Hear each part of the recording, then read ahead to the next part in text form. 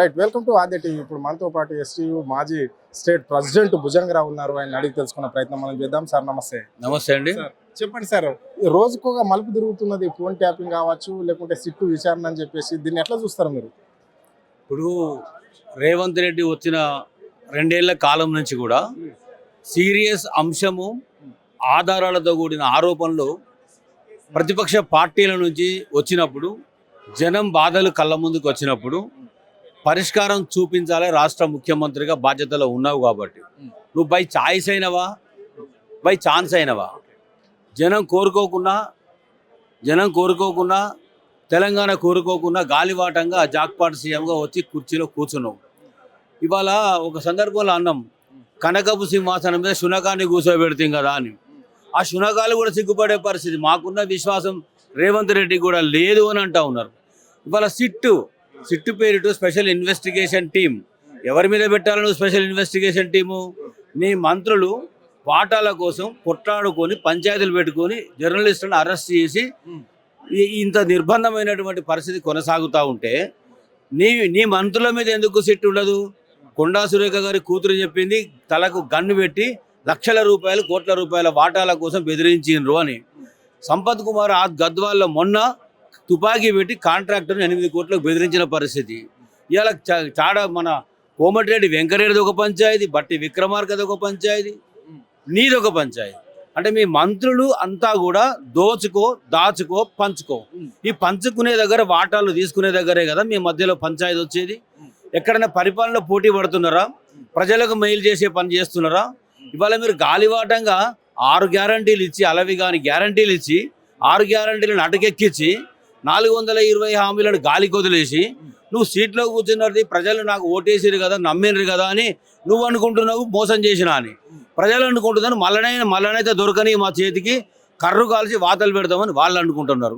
సందర్భం మొన్న వచ్చింది, గ్రామ పంచాయతీ ఎన్నికలైన ఈ 4000 పైచిలుగా ప్రధాన ప్రతిపక్షం పార్టీ బీఆర్ఎస్ గెలుచుకుంది అంటేనే నీ పతనం, నీ కాంగ్రెస్ పతనం, నీ పతనం స్టార్ట్ అయినట్లు. పాపం కాంగ్రెస్ వాళ్ళు కూడా ఎక్కడ నిద్రపోతున్నారో మరి, ఎందుకు వాటాల కొరకు దిగజారిపోయి మాట్లాడుతున్నారో అర్థం కాదు. కానీ 20 సంవత్సరాల కాలం కాంగ్రెస్ని ఎవరు నమ్మకుండా, ఓటు వేయకుండా సజీవ సమాధి చేసే ఉద్దేశంతోనే ఈ రేవంత్ రెడ్డి గారు ముఖ్యమంత్రిగా వచ్చిండు. నేను మీ టీవీలో, మీ ఛానల్లో ఇంతకుముందు నేను 1 ఇయర్ క్రితమే చెప్పిన, ఈయన హస్తం పార్టీని హస్తగతం చేసుకొని సైకిల్ కాంగ్రెస్గా మార్చేసిండు. ఇప్పుడున్నది హస్తం కాంగ్రెస్ కాదు, సైకిల్ కాంగ్రెసు. అది పువ్వుతో కూడిన సైకిల్ కాంగ్రెసు. అంటే ప్రధాన ప్రతిపక్ష పార్టీ పెట్టేటువంటి లేవనెత్తేటువంటి అంశాలకు నువ్వు ఆరోపణలు చేయకుండా ఖమ్మం మీటింగ్లో పోయి బీఆర్ఎస్ జెండాలు కొలగొట్టమంటావా? నిగిదాను ముఖ్యమంత్రి మాట్లాడాల్సింది.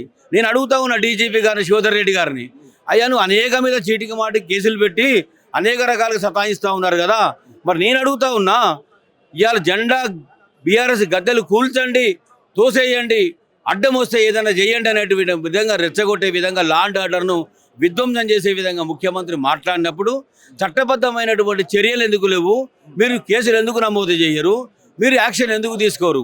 అంటే ఈ రాష్ట్ర పోలీసు విభాగం అంతా కాంగ్రెస్ కండువాలు కప్పుకున్నారా? అధికారులంతా అమ్ముడు పోయినరా? అది కాదు కదా. పౌరులు, ప్రజలు, మాలాంటి వాళ్ళమంతా శాంతి భద్రతలు ఉన్నప్పుడే, రక్షణ ఉన్నప్పుడే ఈ రాష్ట్రం సుభిక్షంగా ఉంటుంది. ఎక్కడుందండి రాష్ట్రంలో శాంతి భద్రత? క్రైమ్ రేట్ 13% పెరిగింది. ఆయనే హోంమంత్రి, నాశనం అయిపోయింది. విద్య లేనోడు విద్యామంత్రి అయ్యిండు, విద్యను గాలి కొదిలేసిండు. ఇక మున్సిపల్ మంత్రి కూలగొట్టు, పడగొట్టు, విరగొట్టు, తోసేయి, ముంచేయి, నాది మాత్రం చక్కగా చేసుకో, నా కుటుంబాన్ని మంచిగా చేసుకో, దోచుకో, పంచుకో. ఇదే కదా నీ పరిస్థితి. అంటే రేవంత్ రెడ్డి గారికి ఎన్ని మంత్రి శాఖలు కావాలి? అంటే ఈ పరిపాలన, నువ్వు ముఖ్యమంత్రి పరిపాలన పీఠం శాశ్వతం అనుకుంటున్నావా? నువ్వు పర్మనెంట్ సీఎం అనుకుంటున్నావా? నీకేమైనా ప్రజలు కాంట్రాక్ట్ ఇచ్చారు అనుకుంటున్నావా? నీకేమైనా రాసిచ్చారు అనుకుంటున్నావా? అరే 2 ఏళ్ళ సమయం ఉంది నీకు. ఇక 2 ఏళ్ళ సమయానికి ఇదే ప్రజలు నీకు ఓటేసిన వాళ్ళు తప్పు చేసినాం కదా అని చెంపలు వాయించుకుంటున్నారు, చెప్పు తీసుకొని కొట్టుకుంటా ఉన్నారు. ఎక్కడోనికి మేము ఓటేస్తే లేని బాధలు తెచ్చుకుంటాం కదా అని బాధపడతా ఉన్నారు. ప్రజలంతా కాచుకొని సిద్ధంగా ఉన్నారు. ఎన్ని బాధలు పెట్టినా మాలాంటి ఉపాధ్యాయులు, ఉద్యోగులు, పెన్షనర్సు, 45 మంది చచ్చిపోయినా నీకు కనీసం కనికరం లేదు, దయ లేదు, జాలి లేదు. మా డబ్బులు మాకు ఇవ్వకుండా అరో లక్ష్మణ అని ఏడిపిస్తావు, అరిగోస పెట్టుకుంటున్నావు, కంటికి పుట్టాడు ఏడిపిస్తున్నావు. మా ఉసురు ఉత్తగపోదు కదా. ముఖ్యమంత్రి ఖరాఖండిగా చెప్పిండు కదా, ఒక ఉద్యోగాన్ని భర్తీ చేయొచ్చు కానీ ఈ రిటైర్డ్ అయిన వాళ్ళకు డబ్బులు ఇవ్వాలంటే చాలా గగ్గులం అవుతుంది రాష్ట్రంలో అని చెప్పాడు కదా. మరి దీన్ని ఎట్లా చూస్తారు మరి? రిటైర్డ్ అయిన వాళ్లకు రేవంత్ రెడ్డి వచ్చినాకనే మా పెన్షన్ డబ్బులు వచ్చేవి లేవు. 70 సంవత్సరాల స్వతంత్ర భారతదేశంలో ఇవాళ మన తెలంగాణ రాష్ట్రంలో, ఆనాడు ఉమ్మడి రాష్ట్రంలో కూడా ఇదే బీఆర్ఎస్ 10 ఏళ్ల కాలంలో మా పెన్షనర్స్ అందరికీ నేను విజ్ఞప్తి చేస్తున్నా, టీచర్స్కి విజ్ఞప్తి చేస్తున్నా, ఎంప్లాయీస్కి విజ్ఞప్తి చేస్తున్నా, కడుపు నిండా పెట్టిన వాళ్ళను ఒక భస్మాసుర హస్తంతో కౌగిలించుకుంటే నమ్మి మనం ఆ కౌగిల్లో ఇరిక్కిపోయి ఇబ్బంది పడుతున్నాం. 45 మంది ప్రాణాలను పనంగా పెట్టి, ఆరోగ్యాలు తాకట్టు పెట్టి డబ్బులు ఆరోగ్యం చేయించుకుందామంటే డబ్బులు లేకుండా, పిల్లల పెళ్లి చేసుకోకుండా, ఏ రకమైనటువంటి అవసరాలకు వాళ్ళ డబ్బులు ఉపయోగపడకుండా మాకు హక్కుగా వచ్చేటువంటి రిటైర్మెంట్ డబ్బులు 20,000 మంది 20,505 మంది రిటైర్ అయ్యారని డిప్యూటీ సీఎం ఫైనాన్స్ మినిస్టరే అసెంబ్లీలో చెప్పిండు కదా. మాకు ఎంత రావాలి? దాదాపు 15,000 కోట్లు మాకు డబ్బులు రావాలి. ఇక మా జేఏసీ నాయకులు, మా జాక్టో నాయకులు ఏం చెప్తున్నారంటే ముఖ్యమంత్రి కష్టాల్లో ఉన్నాడు, ముఖ్యమంత్రి బాధల్లో ఉన్నాడు, గత ప్రభుత్వం అప్పు చేసింది. అరే మీరు రాజకీయ భాష మాట్లాడకండి. మీరు మాట్లాడాల్సింది ఉద్యోగ ఉపాధ్యాయుల పట్ల మీరు బాధ్యత తీసుకొని మాట్లాడాల్సిన అవసరం ఉంది. ఇవాళ సిట్టు పేరిట ప్రతిపక్షాన్ని ఎంత వేధించినా ఈ ప్రభుత్వం వదిలిపెట్టదు కాక వదిలిపెట్టదు. మేము అసలే వదిలే ప్రసక్తి లేదు. సిట్లు ఎన్నొచ్చినా, దర్యాప్తులు ఎన్నొచ్చినా తెగించి తెలంగాణ కోసం ప్రాణత్యాగం చేసి, బలిదానాలు చేసి, ఉద్యమాలు చేసి సాధించుకున్న తెలంగాణను తెరలు కాకుండా ఎట్లా కాపాడుకోవాలో మాకు తెలుసు. ఈ సిట్లు బిట్లు ఇవన్నీ మాకేం చేయలేవు, మమ్మల్ని బెదిరించలేవు, భయపెట్టలేవు. ఎన్నొచ్చినా కూడా ధర్మం, న్యాయం మా పక్షాన ఉంది కాబట్టి నైతిక మద్దతును ఉపాధ్యాయులుగా, ఉద్యోగులుగా, పెన్షనర్స్గా ప్రధాన ప్రతిపక్షం పార్టీ బాసట నిలబడతాం. ప్రధాన ప్రతిపక్ష పార్టీకి అండగా ఉంటాం. ఈ సమస్యలన్నింటినీ కూడా కాపాడుకొని తీరుతాం. ఖచ్చితంగా మీరు లేవండి, ముందుకు నడవండి, సమాజాన్ని చైతన్యం చేద్దాం. దుర్మార్గమైన ప్రభుత్వాన్ని గద్దెనెక్కించింది మనమే, గద్దె దించబోయేది కూడా మనమే. అటువంటి మాట ఆ పిలుపునిస్తూ నేను బీఆర్ఎస్ పార్టీకి కూడా, నాయకులకు కూడా, క్యాడర్ కూడా ఒక మాట చెప్తా ఉన్నా. మేము ఇంకా చేత కాకుండా లేము, చైతన్యంతో ఉన్నాం, యాక్టివ్గా ఉన్నాం, గల్లంతో ఉన్నాం. మేము సమస్యలన్నిటి కూడా ప్రజల దృష్టికి తీసుకొస్తాం. జరుగుతున్న అన్యాయాన్ని వివరించి చెప్తాం. ఖచ్చితంగా ప్రధాన ప్రతిపక్ష పార్టీ బీఆర్ఎస్ ఆనాడైన ఉద్యోగులను కాపాడుకుంది.